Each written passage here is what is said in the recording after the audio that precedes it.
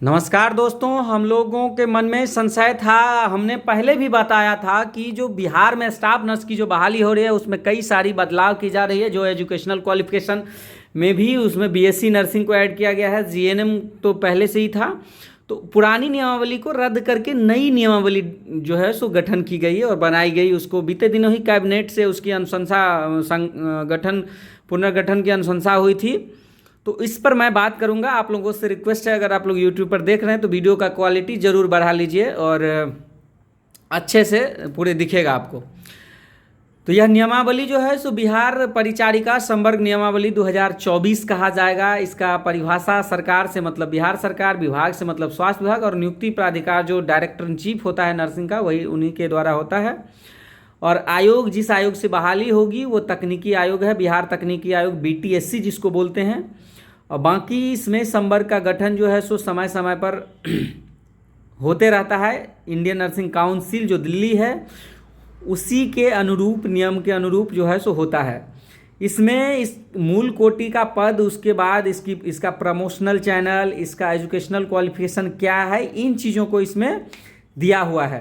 तो मेन चीज़ जो बदलाव किया जाना था, जो बदलाव की जानी थी, और हमने पहले भी कई बार वीडियो के माध्यम से बताया था कि जो इसका एजुकेशनल क्वालिफिकेशन है वो क्या, इस मेनली वही और एग्ज़ाम, ये दो ही चीज़ बदलाव की गई है इसमें। और प्रमोशन का थोड़ा मेन दो चीज़ जो बदलाव की गई है वो एलिजिबिलिटी क्राइटेरिया की इसमें फॉर्म कौन कौन लोग भरेंगे। तो आप देख सकते हैं हरता है पॉइंट नंबर 6 में, मूल कोटि के सीधी भर्ती द्वारा नियुक्ति के लिए न्यूनतम शैक्षणिक योग्यता मान्यता प्राप्त संस्थान से आईएनसी द्वारा या समय समय पर जो भी नियम रहा है उस अकॉर्डिंग जीएनएम कोर्स में उत्तीर्णता के साथ साथ सभी प्रमाण पत्र होना चाहिए। और बिहार राज्य से बाहर अवस्थित संस्थानों के मामले में आईएनसी से सुटेबिलिटी प्रमाण पत्र होना चाहिए। इसके अलावा बीएससी नर्सिंग योग्यताधारी भी आवेदन के पात्र होंगे।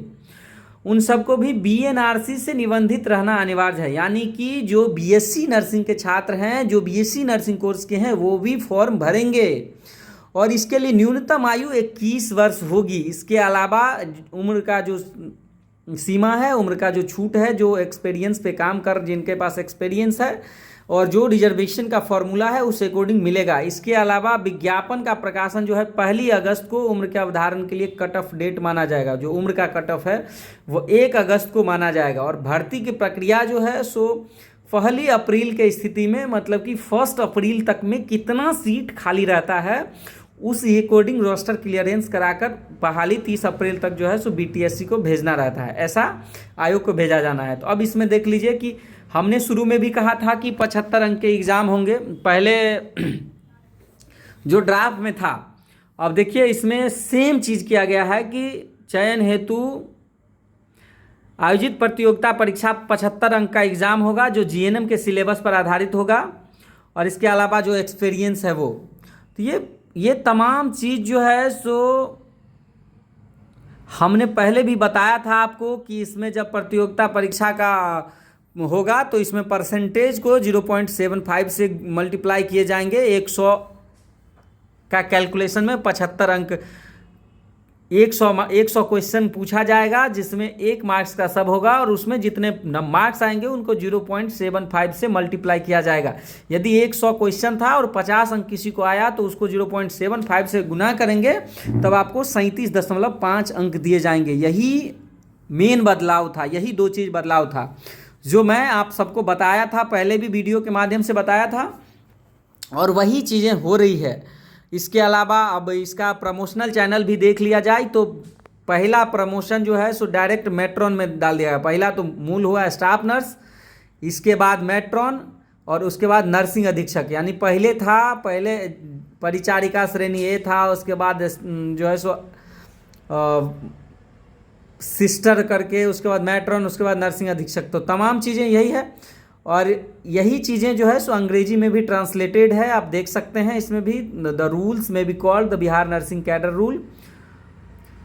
Appointing authority means director in chief, GNM means general nursing and midwifery. इसमें कॉन्स्टिट्यूशन ऑफ कैडर, इसमें सेम चीज़ वही लिखा हुआ है, आईएनसी के अकॉर्डिंग करना है। अब क्वालिफिकेशन इसमें भी देख लिया जाए। Qualification 4 appointment by direct recruitment to the basic category post minimum educational qualification shall be passing in GNM course of duration determined by the INC. मतलब जो जिन लोगों ने भी जीएनएम का कोर्स किया है उनका जो ड्यूरेशन है वो आईएनसी जो डिसाइड की है उसी अकॉर्डिंग रहेगा और उसी का इनको सर्टिफिकेट रहना चाहिए। इसके अलावा जो बिहार के आउटसाइड बिहार के जो इंस्टीट्यूशन है उनको सूटेबिलिटी सर्टिफिकेट रिकॉग्निशन सर्टिफिकेट जो है सो वो देना पड़ेगा। इसके अलावा BSc nursing qualified person shall be also eligible to apply. It shall also be mandatory for candidate to be registered with BNRC. BNRC में जो बीएससी नर्सिंग के कैंडिडेट हैं उनका रजिस्ट्रेशन है वो भी इसमें फॉर्म भरेंगे। तो ये सबसे बड़ी बदलाव थी जो मैं आप सबको पहले भी बताया था और अब भी मैं वो चीज़ बता रहा हूँ। आप सब अगर हमारे पुराने वीडियोज़ को भी देखेंगे कि उसमें क्या क्या बदलाव होने जा रहा है तो ये चीज़ें आपको उसमें दिखेगी। बाकी प्रोबेशन पीरियड आप सब समझते हैं, इस 2 साल रहता है लेकिन इसमें प्रोबेशन पीरियड 1 ईयर ही दिया हुआ है। देख सकते हैं प्रोबेशन पीरियड जो जॉब के बाद होती है वो सिर्फ 1 ईयर दिया हुआ है। तो एक तरह से बिहार के सभी नर्सिंग छात्रों को जीएनएम बीएससी नर्सिंग के जो भी छात्र हैं सभी लोगों को शुभकामनाएं, बधाई। आप लोगों बहुत जल्द जो है सो अब विज्ञापन का भी प्रोसेस होगा, बहुत सारी चीज़ें होगी जो धीरे धीरे आगे मैं बताऊँगा। बहुत बहुत धन्यवाद। अगर यूट्यूब पर देख रहे हैं तो इस वीडियो को ज़रूर शेयर कर लीजिए, अपने दोस्तों के साथ शेयर कर लीजिए और सब्सक्राइब जरूर करिए। बहुत बहुत धन्यवाद, आप सबको बधाई। जो मेनली 2 चीज़ बदलाव होना था वो यही था, एजुकेशनल क्वालिफिकेशन और एग्जामिनेशन इसमें ऐड होना था, यही मेन चीज़ बदलाव था। और प्रमोशनल चैनल में थोड़ा बदलाव किया गया है। बहुत बहुत धन्यवाद आप सबको।